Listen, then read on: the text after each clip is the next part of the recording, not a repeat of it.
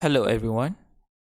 In this video, we are going to learn about the general response of second order system. So in this lecture, students will be able to determine the time response of a second order control system using poles and zeros. So what is the order of a system? So order of a system is the highest power of S in the denominator. For example, a first order system has s to the power of 1 as the highest power. And in this lecture, the second order system has s to the power of 2 in the denominator as the highest power. So a second order system also has two poles. So what are poles? Poles is the roots of the denominator of transfer function gs. The roots of denominator also equals to the value of s when the denominator equals 0. So in this lecture, we are going to focus on the transfer function gs that has the following form. So gs equals b divided by s squared plus as plus b. And in this lecture also, we are going to focus on the step input for RS. So step input is when RS equals 1 over S. So there are four types of time response for a second order control system. They are overdamped, underdamped, undamped, and critically damped. And all of this depends on the value of poles of the second order system. So let's start with overdamped time response. So let's say you are given with a transfer function gs equals 9 divided by s squared plus 9s plus 9. First, you need to determine the poles. So you can use quadratic formula to determine the poles. So here the poles are minus 7.854 and minus 1.146. Here there are two real poles or two real roots of the denominator of the second order system. So whenever you have two poles, two real poles or two real roots of the denominator, then the system of second order is underdamped. Then you can plot the poles onto an S-plane. So an S-plane has x-axis with the real parts of the poles and y-axis with the imaginary parts of the poles. So here your poles is at negative 7.854 and negative 1.146. Then we can determine the general solution of CS by using partial fraction expansion. Then by using inverse Laplace transform, you will get the time response of CT equals K1 plus K2 times E to the power of sigma 1 times T plus K3 times E to the power of sigma 2 times T. You can determine K1, K2, and K3 by using partial fraction, but here we are not interested on that. We're only interested on determine sigma 1 and sigma 2 and determine the general solution of the overdamped time response. Then we can plot the time response against time. We will get this kind of time response. So here you can see that the time response will reach a steady state value equals 1, but it will take some time, which is about 4 seconds before reaching the steady state value. Next is underdamped time response.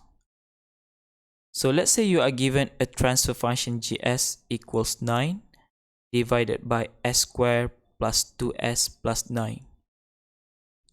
First, you need to determine the poles by using quadratic formula.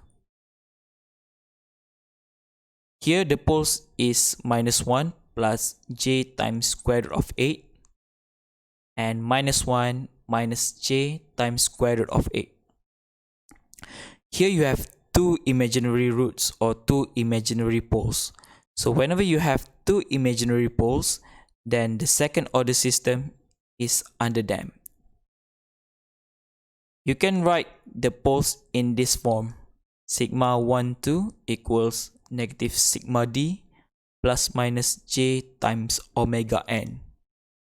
Here sigma d equals 1 and omega n equals square root of 8. After that, you can plot the poles onto the S-plane. Then the general solution of an underdamped time response equals a times e to the power of sigma d times t times the cosine of omega d minus phi. Here, the value of a and phi can be determined by using partial fraction expansion. But we are not interested on the value of a and phi here. We're only interested on value sigma d and omega d and the general solution. If we plot Ct against time, we will get this kind of time response. Here, the value of steady state is 1. You can see here that there is an overshoot, which is about 1.3. After the overshoot, the time response will slowly fading, reaching a steady state value. Next is undamped time response. Let's say you are given a transfer function gs equals 9 divided by s squared plus 9. First, determine the poles. So the poles equals plus 3j and minus 3j.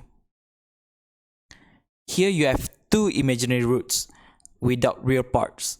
So whenever you have two poles without real parts and only have imaginary values, then the system is undamped. You can plot the poles onto S-plane. So here you can see that the value of poles lies on the y-axis or the imaginary axis of the S-plane. The general solution of undamped time response equals a times the cosine of omega minus phi. So omega here equals 3. If you plot Ct against time, you can see that the time response will oscillate without reaching the steady state value. So you will see that this oscillation will continue forever because this is undamped, means it will not reach the steady state value. And lastly, critically damped time response. So let's say you are given a transfer function gs equals 9 divided by s squared plus 6s plus 9. First, you need to determine the poles. So the poles here equals minus 3. So there are two poles, but both of the poles has real and equal values. So whenever you have two equal real roots or two equal poles which has real values, then the second order system is critically damped. If you plot the poles onto S-plane, then both of the poles has the same value on the real axis. Then the general solution of critically damped time response is equals k1 times e to the power of sigma 1 times t plus k2 times t times e to the power of sigma 2 times t. Then if you plot CT against time, then you will see this curve. So this time response is about the same with overdamped time response, but for a critically damped time response, it will reach steady state value faster or quicker compared to overdamped time response. So as a summary, for an overdamped time response, there are two poles that are real and distinct in value. And the shape of the time response is shown here. For an underdamped time response, the poles are real and imaginary. And for the time response curve, there will be an overshoot. For an undamped time response, the poles are imaginary in values without real parts. And the time response curve will have a sinusoidal shape without reaching steady state value. And lastly, for a critically damped time response, the value of poles are real and repeated without imaginary values. And the time response is the same with overdamped time response, but will reach steady state value quicker. Okay, let's look at example number 1.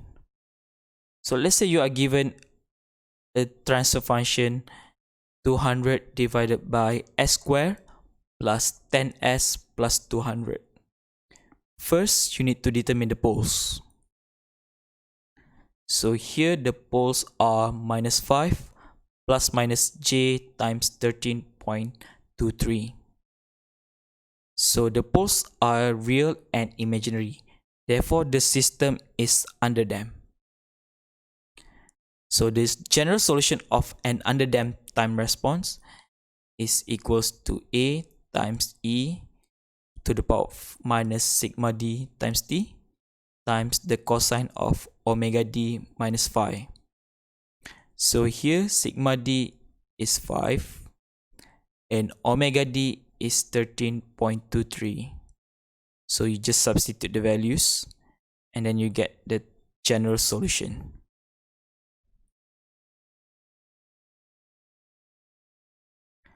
Let's look at example number 2. So let's say you are given a transfer function gs equals 5 divided by s plus 3 times s plus 6. So first determine the poles and zeros, then plot them on S-plane. Then write the general expression of the step response and state the nature of response. So let's look at how to answer this. So first, determine the poles. So the poles is the value of s when the denominator equals 0. So here the poles are minus 3 and minus 6. And zeros is the value of s when the numerator is 0. So here the numerator will never be 0 because there is no value of s here. So there is no zeros, or the 0 is at infinity. So after you obtain the value of poles and zeros, can you plot them on S-plane? And the general expression for this system, so before we determine the general expression, we need to know what is the nature of the response. So the nature of the response is overdamped. So this is an overdamped system because it has two poles that has real values. So for an overdamped time response, the general solution is k1 plus k2 times e to the power of negative 3t plus k3 times e to the power of negative 6t. So 3 and 6 are the values of poles you obtained earlier.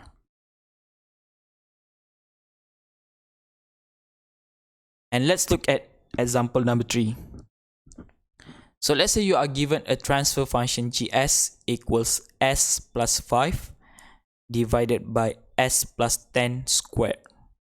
So the same question. So first, you need to determine the poles. So the poles is the value of denominator equals 0. So poles are minus 10 and minus 10. So there are 2 poles and repeated in values. And the value of 0 is when the value of the numerator equals 0. So here the zeros is equals minus 5. So can you plot this on S-plane? And since there are poles and 0, you can use symbol X to represent pole and symbol O or circle to represent 0. So to determine the general expression, first you need to determine the nature of the response. So since this system has 2 repeated poles, then the response has critically damped kind of nature. And the time response equals k1 times e to the power of negative 10t plus k2 times t times e to the power of 10 times t.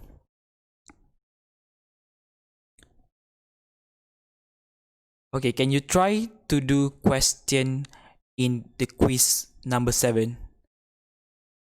And that's the end of this lecture. Thank you.